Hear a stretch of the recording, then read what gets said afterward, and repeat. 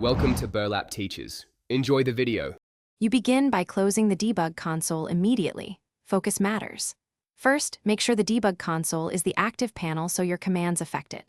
Press Ctrl+ to toggle the whole panel, or Open View and choose Terminal to reveal the same area.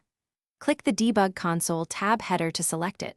Once selected, press ESC to move focus away, then use the panel toggle again to collapse it. This avoids hiding running tasks or other outputs you still need. Once done selecting the debug console, take precise steps to close it. Click the X in the panel header to immediately close only that panel area. Alternatively, open the command palette and run View, toggle panel for a keyboard-driven approach that won't disturb other layout settings. If you close consoles often, make sure to set a custom key binding for Workbench. Action. Close panel in keyboard shortcuts. This saves time and keeps your layout consistent across sessions. To complete, confirm the console stays closed by stopping any active debug session. Running debuggers force it open.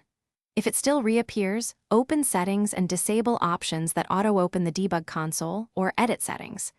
JSON to change debug. Open debug. If the UI behaves oddly, reload the window with Ctrl+R or restart Vscode. This clears transient state. One key troubleshooting tip: if it keeps auto-opening, check for extensions that start debugging automatically and disable them temporarily to isolate the cause. Thanks for watching. Consider subscribing if this video helped you.